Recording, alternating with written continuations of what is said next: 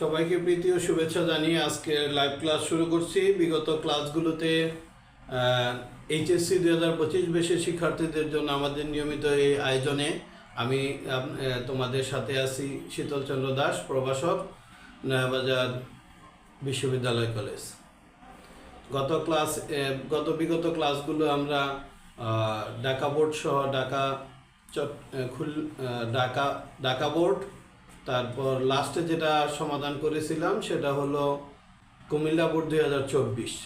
আজকে আমরা সমাধান করব চট্টগ্রাম বোর্ড 2024। সুতরাং কথা না বাড়িয়ে আমরা আমাদের মূল কার্যক্রমে চলে যাচ্ছি। চট্টগ্রাম বোর্ড 2024।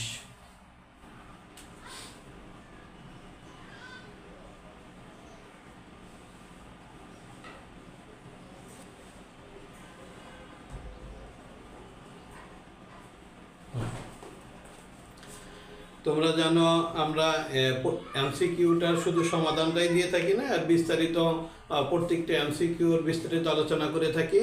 সেখানে এমসিকিউর যে অপশনগুলো থাকে সেই অপশনগুলো কোনটা উত্তর হবে এবং কেন হবে সেগুলোরও বিস্তারিত বিবরণ দিয়ে থাকি।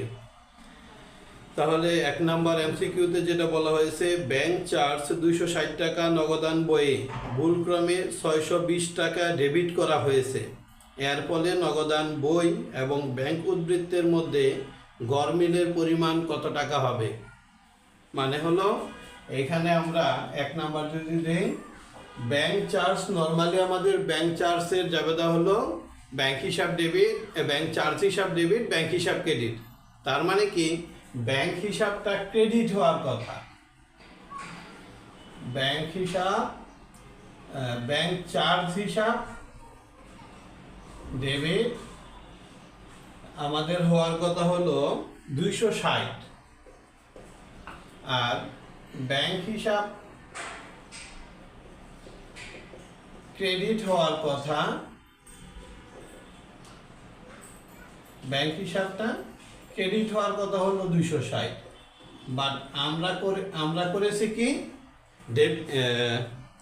ডেবিট হওয়ার ব্যাংক চার্জ করে, মানে কি আমাদের ব্যাংক হিসাবটা ক্রেডিট হওয়ার কথা 260 টাকা, কিন্তু আমরা করেছি এখানে বলছে যে 620 টাকা বলে ডেবিট করা হয়েছে। হওয়ার কথা ক্রেডিট,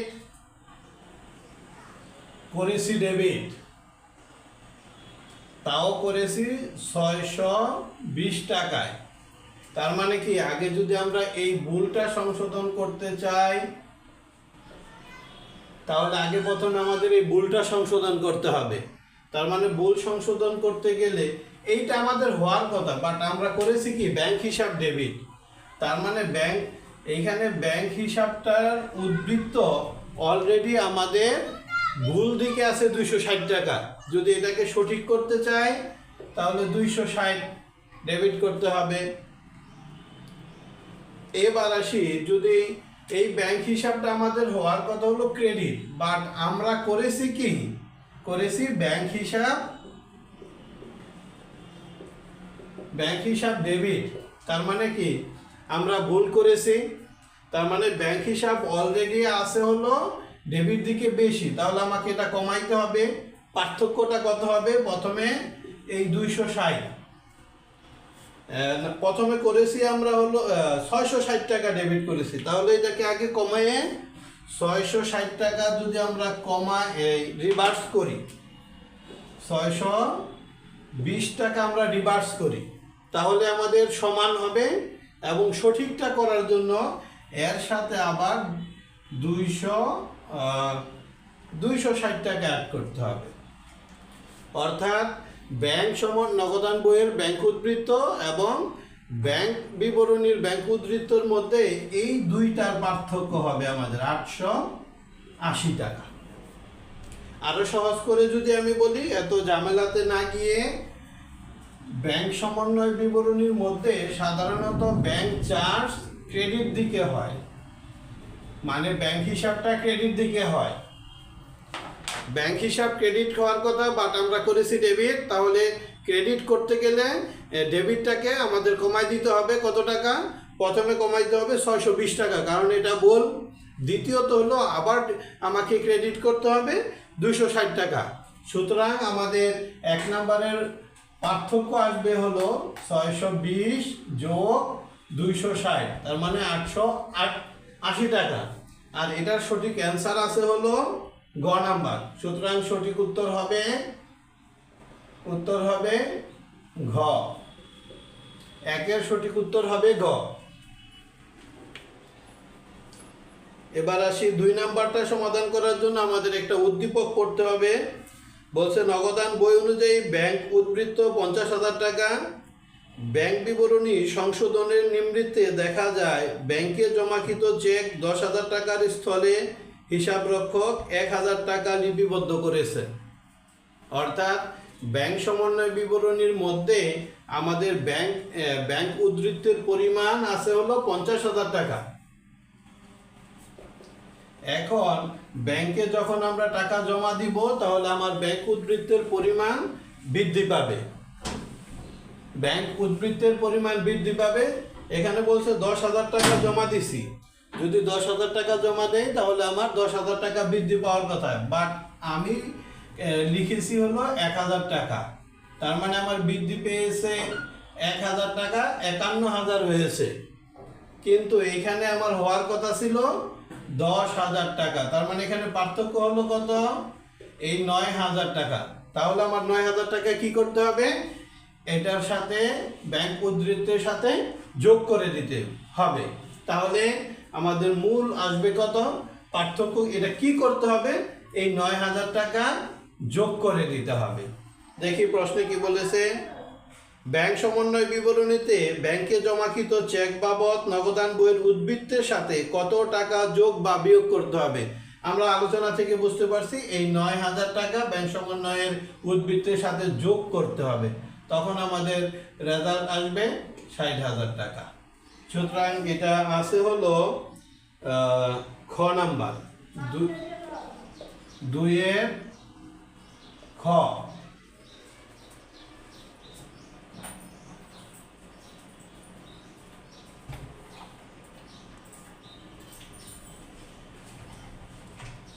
এবার আসি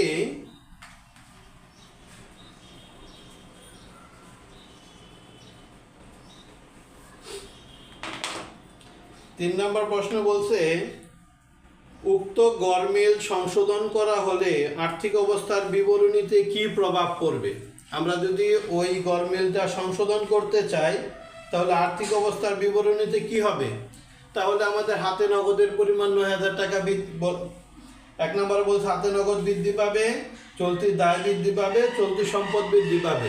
তাহলে এখানে তো আমাদের দায়ের কোনো প্রশ্ন আসে না, এখানে হবে হাতে নগদ বৃদ্ধি পাবে এবং চলতি সম্পদ বৃদ্ধি পাবে। সুতরাং সঠিক উত্তর হচ্ছে 3-এর খ।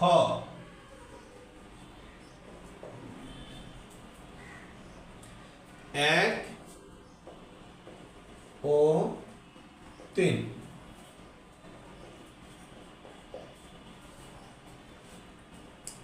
4 নম্বর বলছে কোনটি রেওয়া মিলে অন্তর্ভুক্ত হবে না। রেওয়া মিলে অন্তর্ভুক্ত হবে না এই হিসাবগুলো যদি আমরা একটু জেনে থাকি তাহলে আমরা সহজে এগুলো অ্যান্সার করতে পারবো। কোন কোন হিসাবগুলো রেওয়া মিলে আসে না? সম্পদের প্রারম্ভিক উদ্বৃত্ত, যেমন নগদানের প্রারম্ভিক উদ্বৃত্ত, হাতে নগদের প্রারম্ভিক উদ্বৃত্ত, ব্যাংক জমার প্রারম্ভিক উদ্বৃত্ত, দেনাদারের প্রারম্ভিক উদ্বৃত্ত, প্রাপ্য হিসাবের প্রারম্ভিক উদ্বৃত্ত, এগুলো সাধারণত রেওয়া মিলে অন্তর্ভুক্ত হয় না। আবার সমাপনী মজুত পণ্য রেওয়া মিলে অন্তর্ভুক্ত হয় না। অপরদিকে যদি আসি যে ব্যাংক জমাতিরিক্তের প্রারম্ভিক উদ্বৃত্ত, পাওনাদারের প্রারম্ভিক উদ্বৃত্ত, তারপরে হলো পদ হিসাবের প্রারম্ভিক উদ্বৃত্ত, এগুলো রেওয়া মিলে অন্তর্ভুক্ত হয় না। আরও আছে হলো সমাপনী অব্যবহৃত মণিহারি বা সমাপনী মণিহারি, এটাও রেওয়া মিলে অন্তর্ভুক্ত হয় না। অর্থাৎ এই হিসাবগুলো যদি আমরা স্পষ্ট ধারণা নিতে পারি তাহলে আমরা স্পষ্টতই বলতে পারবো কোন কোন হিসাবগুলো রেওয়া মিলে অন্তর্ভুক্ত হয় এবং কোন কোন হিসাবগুলো রেওয়া মিলে অন্তর্ভুক্ত হয় না। এখানে আছে হলো সমাপনী মণিহারি রেওয়া মিলে অন্তর্ভুক্ত হয় না। তারপর আছে হলো বকেয়া বেতন রেওয়া মিলে অন্তর্ভুক্ত হয়। বকেয়া বেতন হলো দায়, ক্রেডিট দিকে যায় প্রারম্ভিক মজুত পণ্য, এটাকে আন্তঃব্যয় বলা হয়। এটা ডেবিট দিকে যায় অনুপার্জিত আয় হলো দায়, এটা রেওয়া মিলে অন্তর্ভুক্ত হয়। সুতরাং এখানে 4 নম্বরের সঠিক উত্তর হবে সমাপনী মণিহারি। উত্তর ক।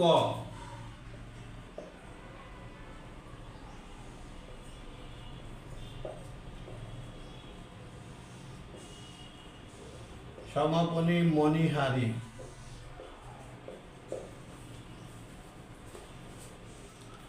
5 নম্বর, সম্পত্তি বিক্রয় করে বিক্রয় হিসাব ক্রেডিট করা হলে কোনো ধরনের ভুল হয়। এটা নিয়ে আগের ক্লাসগুলোতেও আমরা বলেছি, হিসাব বিজ্ঞান সংক্রান্ত সঠিক জ্ঞানের অভাবে যে ভুলটা সংঘটিত হয় সেটা হলো নীতিগত ভুল। অর্থাৎ সম্পদ হিসাবকে ব্যয় হিসাব, ব্যয় হিসাবকে সম্পদ হিসাবে ট্রিটমেন্ট করা হয়, সেটা হলো নীতিগত ভুল। এখানে সম্পত্তিকে বিক্রয় করেছি, তার মানে কি আমার সম্পদ হ্রাস পেয়েছে। আর একটা কথা হলো, যখন স্থায়ী সম্পদ ক্রয় বিক্রয় করা হয় তখন ক্রয় বিক্রয় হিসাব আসে না, উক্ত সম্পত্তির নাম আসে। তাহলে এখানে যেহেতু সম্পত্তি হিসাবের স্থলে বিক্রয় হিসাবে এসেছে, সুতরাং এটা হলো নীতিগত ভুল। আর এটা সঠিক উত্তর হলো খ। তার মানে 5 নম্বরের সঠিক উত্তর হলো খ, নীতিগত ভুল।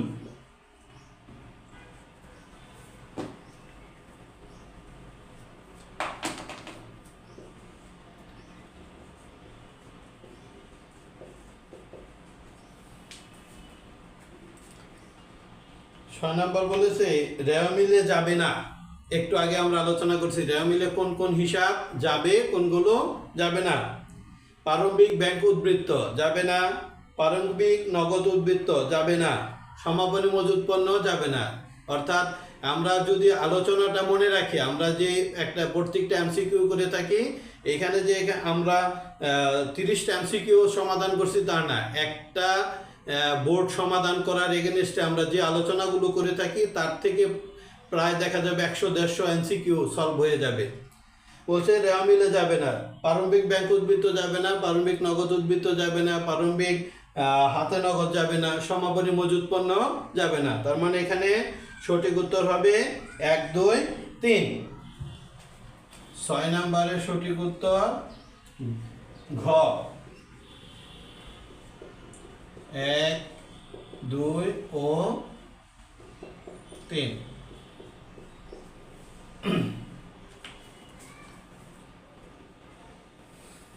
7 নম্বরের একটা উদ্দীপক আছে, বঙ্গস লিমিটেড 2023 সালের 8 জানুয়ারি 1,20,000 টাকা বিনিয়োগ করে। বিনিয়োগের সুদের হার 10%। 31 ডিসেম্বর বকেয়া সুদ বাবদ 5,000 টাকা সমন্বয় দাখিলা প্রদান করা হয়। সারা বছর ধরে কোনো সুদ প্রাপ্তি ছিল না, কোনো তারিখে বিনিয়োগ করা হয়। এটা সমাধান করার জন্য আমাদের একটু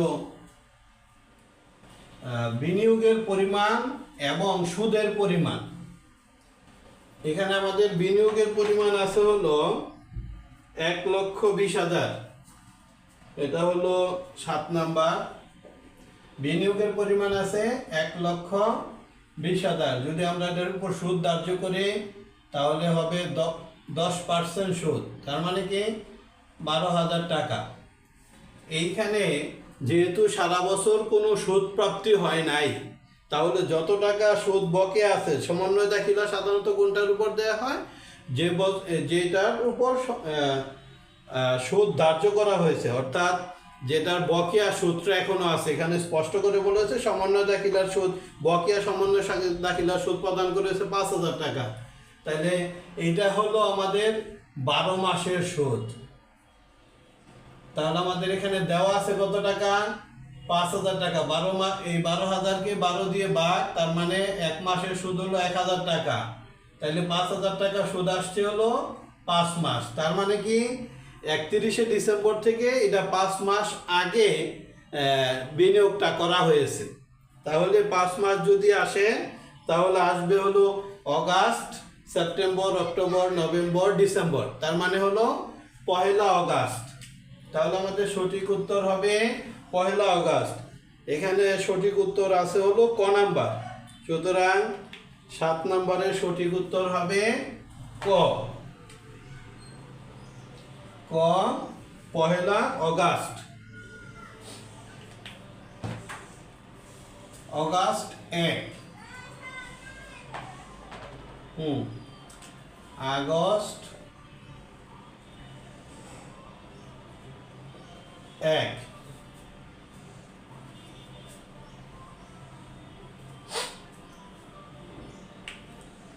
8 নম্বর বলছে হিসাব কাল শেষে কোনো হিসাবকে হালনাগাদ করার জন্য কি ধরনের জাবেদা দিতে হয়। হিসাব কাল শেষে অর্থাৎ একটি নির্দিষ্ট সময় শেষে ওই বছর সংগঠিত কোনো হিসাব যদি বাদ পড়ে যায়, বেশি লেখা হয়, কম লেখা হয়, এগুলো অন্তর্ভুক্ত করা হয়, তাহলে সাধারণত সমন্বয় দাখিলা দিতে হয়। হালনাগাদ করতে হলে তাদেরকে সঠিকভাবে হিসাবে আনতে হলে সমন্বয় দাখিলার মাধ্যমে নির্দিষ্ট বছরের ব্যয়কে নির্দিষ্ট বছরের মধ্যে প্রদান করা হয়। সুতরাং 8 নম্বরের সঠিক উত্তর হবে সমন্বয় জাবেদা। 8-এর সঠিক উত্তর হলো খ,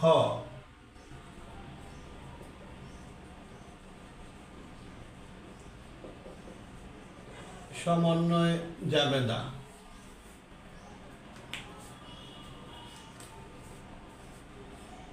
এবার আসি 9 নাম্বার, অগ্রিম আয় সমন্বয় করলে কি হবে।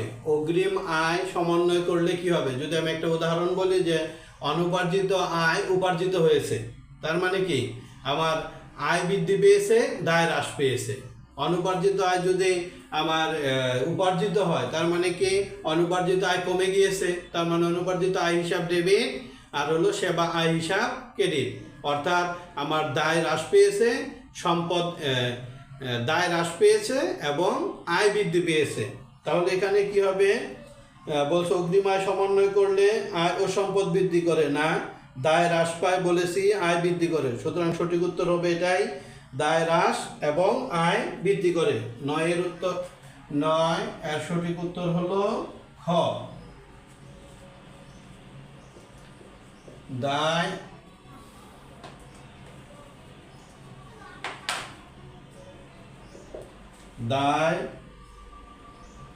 হ্রাস ও আয় বৃদ্ধি, দায় হ্রাস ও আয় বৃদ্ধি। 10 নম্বর বলছে পুস্তক মূল্য, অর্থাৎ একটা সম্পত্তির পুস্তক মূল্য আমরা কিভাবে নির্ণয় করি। একটা সম্পত্তি ব্যবহার করার পর নির্দিষ্ট সময় অর্থাৎ 1 বছর 2 বছর ব্যবহার করার পর যদি আমরা সেই সম্পত্তির পুস্তক মূল্যটা বের করতে চাই, তাহলে সম্পত্তির ক্রয় মূল্য থেকে আমরা পঞ্জীভূত অবচয় বাদ দিলেই ওই সম্পত্তির পুস্তক মূল্য বের করতে পারি। সুতরাং আমরা যদি পুস্তক মূল্য বের করি, এখানে আছে হলো ক্রয় মূল্য প্লাস মুনাফা, এর সাথে পুস্তক মূল্যের কোনো সম্পর্ক নেই। ক্রয় মূল্য মাইনাস পঞ্জীভূত অবচয়, এটা হবে ক্রয় মূল্য মাইনাস ভগ্নাবশেষ মূল্য, না ক্রয় মূল্য প্লাস সংস্থাপন ব্যয়, এটা হলো সম্পদের মোট মূল্য আসে, এটা পুস্তক মূল্য আসে না। নির্দিষ্ট সময় ব্যবহার করার পর যদি আমরা ক্রয় মূল্য প্লাস সংস্থাপন ব্যয় দেই, তাহলে সেটা কখনোই ওই সম্পত্তির পুস্তক মূল্য দিতে পারে না। সুতরাং এখানে সঠিক উত্তর হবে ক্রয় মূল্য মাইনাস পুঞ্জীভূত অবচয়। সঠিক উত্তর খ। 10 নম্বরের সঠিক উত্তর হবে খ, ক্রয় মূল্য মাইনাস পুঞ্জীভূত অবচয়। পুঞ্জীভূত অবচয়।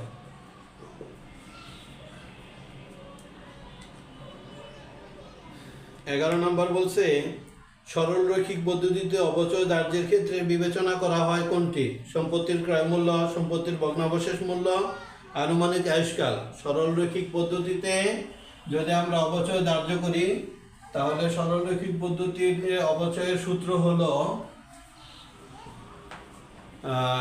অবচয় সমান সম্পত্তির মোট মূল্য মাইনাস ভগ্নাবশেষ মূল্য ডিভাইডেড বাই আয়ুষ্কাল। তার মানে কি এখানে 3টাই আমরা সরলরৈখিক পদ্ধতিতে অবচয় নির্ণয় করতে গেলে আমাদের প্রয়োজন পড়ে। সেখানে তাহলে সঠিক উত্তর হবে 1, 2, 3। 11 সঠিক উত্তর ঘ।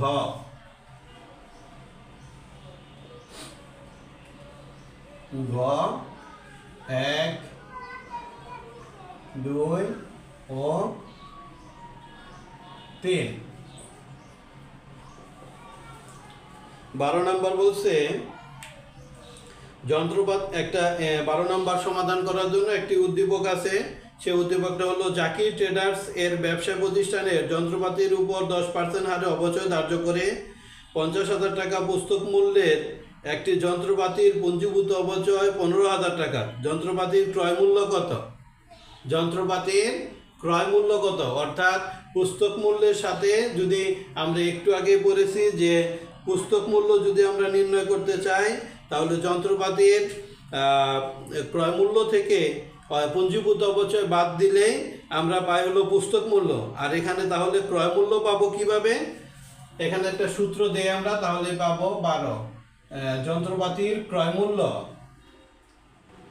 মূল্য সমান পুস্তক মূল্য প্লাস পুঞ্জীভূত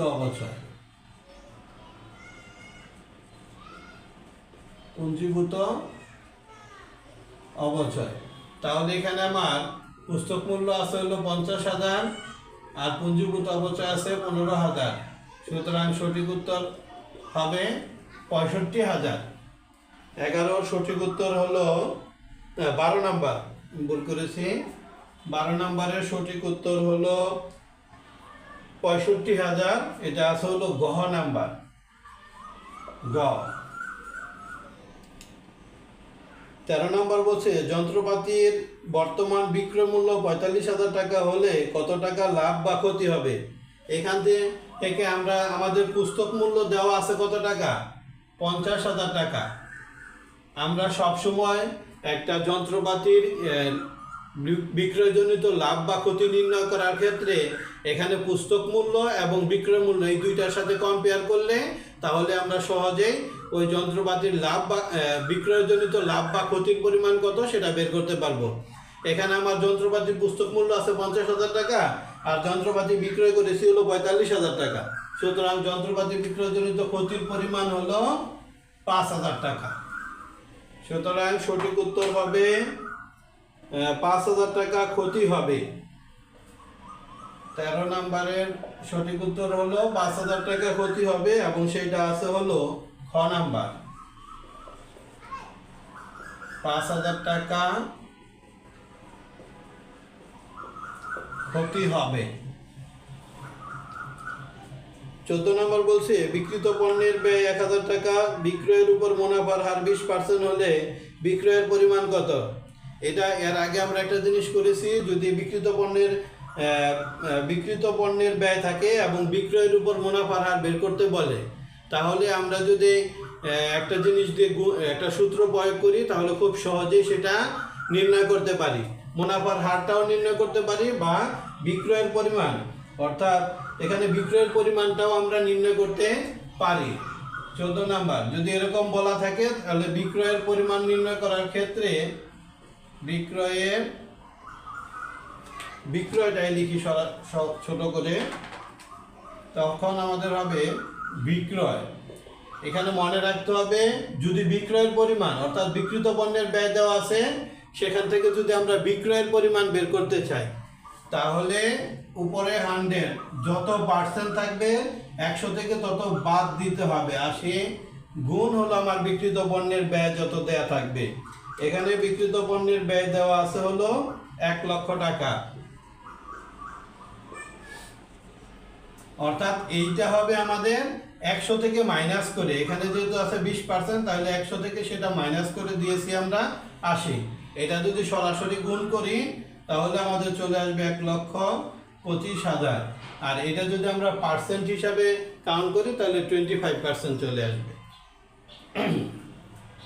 সুতরাং 14 নম্বরের সঠিক উত্তর হবে ঘ।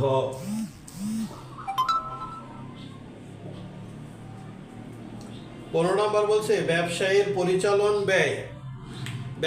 পরিচালন ব্যয় কোনগুলো? আমি যদি একটু তোমাদের পরিচালন ব্যয় সম্পর্কে ধারণা দেই, পরিচালন ব্যয়গুলো কোনগুলো? সাধারণত ব্যবসায়ের পরিচালন ব্যয়ের মধ্যে প্রথমে দিতে পারো বেতন, বিক্রয় পরিবহন, ভাড়া, বিজ্ঞাপন, অনাদায়ী পাওনা, স্থায়ী সম্পত্তির অপচয় সমূহ, অফিস খরচ, তারপর হলো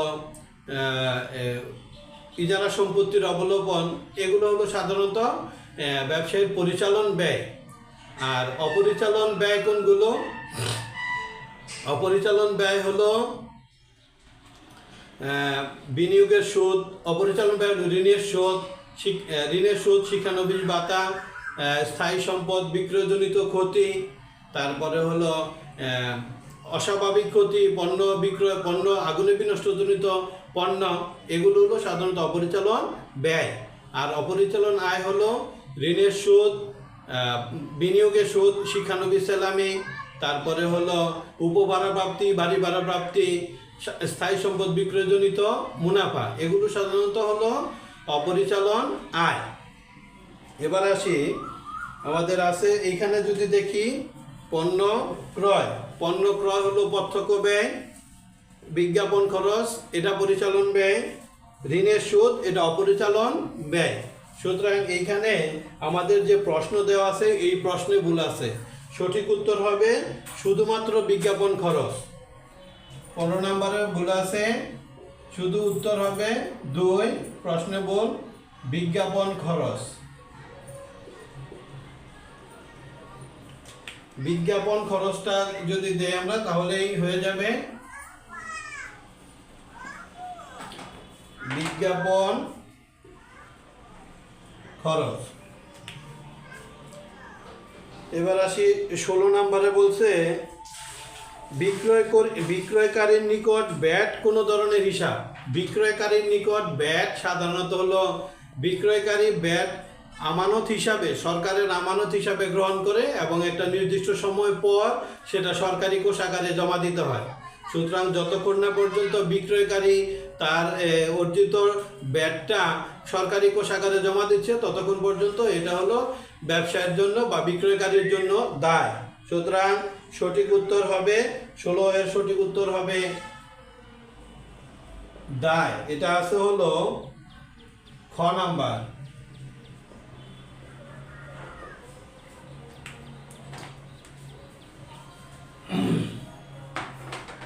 17 নম্বর বলছে, 17 নম্বর সমাধান করার জন্য আমাদের একটা উদ্দীপক দেওয়া আছে। প্রারম্ভিক মজুত পণ্যের পরিমাণ ছিল 50,000, চলতি বছরের নেট ক্রয়ের পরিমাণ 1,25,000, সমাপনী মজুত পণ্যের ক্রয় মূল্য হলো 15,000 টাকা। তা আমরা জানি সমন্বিত ক্রয়ের একটা সূত্র আছে,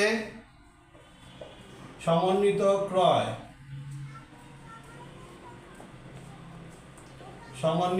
ক্রয় সমান প্রারম্ভিক মজুত যোগ ক্রয় বাদ সমাপনী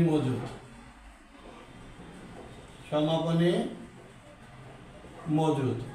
তাহলে এখানে আমার প্রারম্ভিক মজুত আছে 50,000, পণ্য ক্রয় 1,25,000 এবং সমাপনী মজুত আছে হলো 15,000। সেক্ষেত্রে সমন্বিত ক্রয়ের পরিমাণ আসবে 1,75,000 থেকে 15 গেলে 1,60,000। সুতরাং সঠিক উত্তর হলো ঘ। সমন্বিত ক্রয়ের পরিমাণ হলো 1,60,000। বলছে সমাপনী মজুদ পণ্যের বাজার মূল্য 12,000 টাকা হলে মোট লাভের প্রভাব কি হবে? সমাপনী মজুদ পণ্য যদি 12,000 টাকা হয় তাহলে আমার বিক্রিত পণ্যের ব্যয়ের পরিমাণ 3,000 টাকা কম হবে। বিক্রিত পণ্যের ব্যয়ের পরিমাণ 3,000 টাকা কম হবে। সেক্ষেত্রে কি হবে? যেহেতু বিক্রিত পণ্যের ব্যয়ের পরিমাণ 3,000 টাকা কম হবে, তার মানে আমার নিট মুনাফা 3,000 টাকা বেশি হবে। যদি একটা উদাহরণ দেই, যদি আমার আগে লাভ হয়ে থাকে 10,000 টাকা, যখন আমি সমাপনী মজুদ পণ্য 15,000 টাকা ধরি, তাহলে এখানে লাভ যদি হয় 10,000 টাকা, বাট এইখানে যদি কাইটে আমি 12,000 টাকা সমাপনী মজুদ পণ্য ধরি, তাহলে এইখান থেকে এই দুইটার যে পার্থক্যটা আছে, এই পার্থক্যটা 3,000 টাকা এসে যোগ হবে। তার মানে কি 13,000 টাকা হবে আমার নিট মুনাফা। তার মানে কি আমার নিট মুনাফাটা বৃদ্ধি পাবে। সুতরাং 18 নম্বরের সঠিক উত্তর হবে 3,000 টাকা মোট লাভের পরিমাণ। 3,000 টাকা মোট লাভের পরিমাণ বৃদ্ধি পাবে। সঠিক উত্তর হলো খ। 19 নম্বর বলছে আধুনিক হিসাব বিজ্ঞানের উৎপত্তি স্থল কোথায়? এটা চোখ বন্ধ করে সবাই বলতে পারবে। আধুনিক হিসাব বিজ্ঞানের উৎপত্তি স্থল হলো ইতালি। সুতরাং সঠিক উত্তর হবে গ। 19 গ, ইতালি।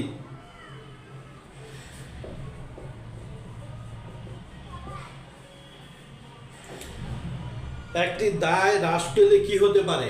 একটি দায় হ্রাস পেলে কি হতে পারে? অন্য দায় বৃদ্ধি পেতে পারে, হতে পারে মালিকানা সত্ত্ব বৃদ্ধি পায়, তাও হতে পারে সম্পদ হ্রাস পায়, তাও হতে পারে। অর্থাৎ একটা দায় হ্রাস পেলে অন্য দায়, একটা দায় বৃদ্ধি পেতে পারে, আর একটা মালিকানা সত্ত্ব বৃদ্ধি পাইলে আবার একটা দায় হ্রাস পেলে মালিকানা সত্ত্ব বৃদ্ধি পেতে পারে, অপরদিকে সম্পত্তি হ্রাস পেতে পারে।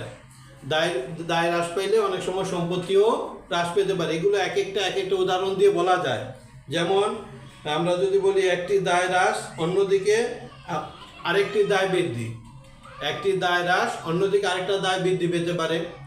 ঠিক মালিকানা সত্ত্বেও বৃদ্ধি পেতে পারে, আবার সম্পত্তি হ্রাস পেতে পারে। সুতরাং এখানে সঠিক উত্তর হবে 1, 2, 3। 20 নম্বরের সঠিক উত্তর ঘ, 1, 2 ও 3।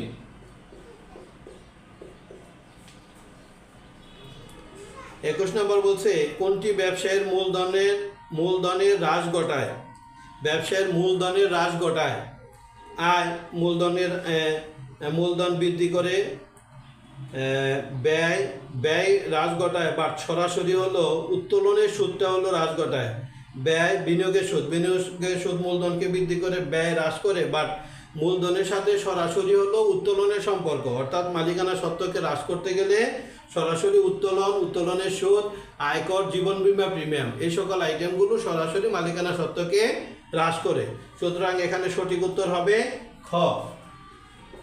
21-এর সঠিক উত্তর হলো খ। 22 নম্বর বলছে ব্যক্তিগত প্রয়োজনীয় নগদ অর্থ উত্তোলন করলে হিসাব সমীকরণে কি হবে? নগদ অর্থ উত্তোলন করলে সম্পদ হ্রাস পাবে, মালিকানা সত্ত্ব হ্রাস পাবে। হ্যাঁ, সুতরাং এখানে সঠিক উত্তর হবে 1 ও 2।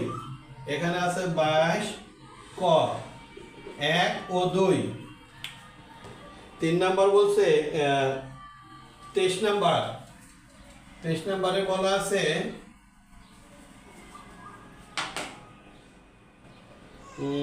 23 বলেছে যে চালান কে প্রস্তুত করে? চালান নরমালি বিক্রেতা প্রস্তুত করে, দেনাদার না, পাওনাদার না, ক্রেতাও না, চালান প্রস্তুত করে বিক্রেতা। সুতরাং সঠিক উত্তর হবে গ। 24 নম্বর বলছে হিসাব বিজ্ঞানের মূল ভিত্তি কি? হিসাব বিজ্ঞানের মূল ভিত্তি হলো দুই তরফা দাখিলা পদ্ধতি, অর্থাৎ একটা পক্ষ ডেবিট, একটা পক্ষ ক্রেডিট। সুতরাং এখানে সঠিক হলো ক। সঠিক উত্তর হবে ক। জাবেদাকে কি নামে অভিহিত করা হয়? হিসাবের বাঁকা বই? কখনোই না, কারণ হিসাবের বাঁকা বই হলো খতিয়ান। হিসাবের দৈনিক বই, এটা ঠিক আছে। হিসাবের প্রাথমিক বই, এটাও ঠিক আছে। সুতরাং এখানে সঠিক উত্তর হবে 2 ও 3। জাবেদাকে হিসাবের প্রাথমিক বই অথবা হিসাবের দৈনিক বইও বলা হয়। সুতরাং 25 নম্বরের সঠিক উত্তর হবে 2 ও 3। 2 ও 3। আর এটা আছে হলো গ। এবার আসি 26 নাম্বার।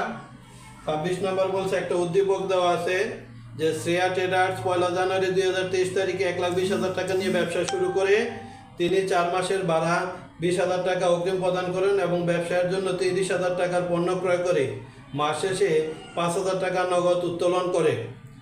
শ্রেয়ার ব্যবসায় শুরু করার ফলে হিসাব সমীকরণে কি প্রভাব পড়বে? অর্থাৎ নগদ টাকা নিয়ে যদি আমরা ব্যবসা শুরু করি তাহলে কি হয়?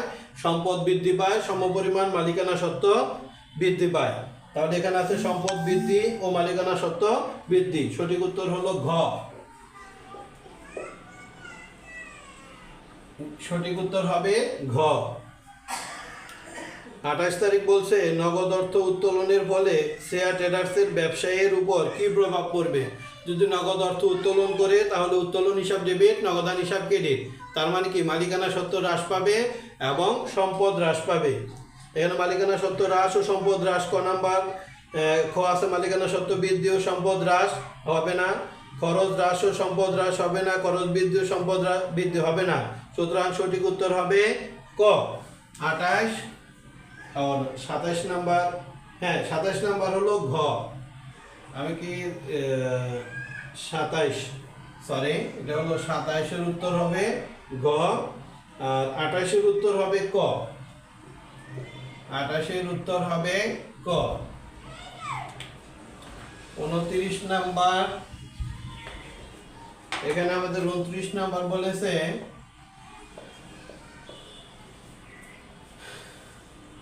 ব্যাংক বিবরণ অনুযায়ী ক্রেডিট উদ্বৃত্ত বলতে কি বোঝায়। ব্যাংক বিবরণীতে ক্রেডিট তার মানে হলো নগদান বই অনুযায়ী ব্যাংক উদ্বৃত্ত, নগদান বই অনুযায়ী ব্যাংকে জমার উদ্বৃত্ত। আরো সহজ করে যদি বলি যে আমানতকারীর ব্যাংকে নগদ টাকা জমা আছে।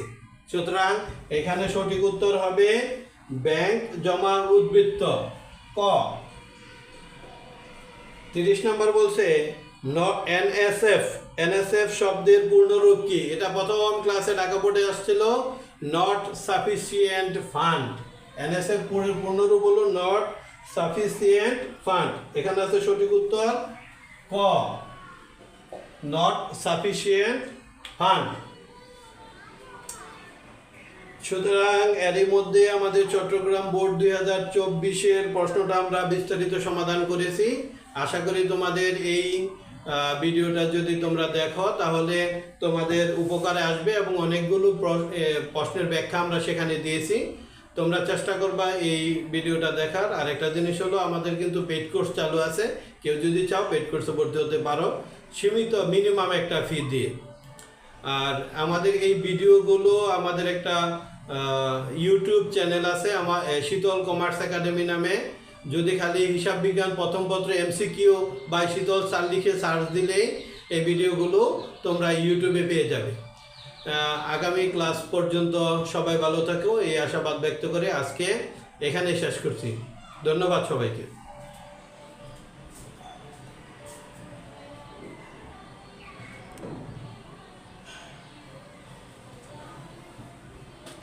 শালা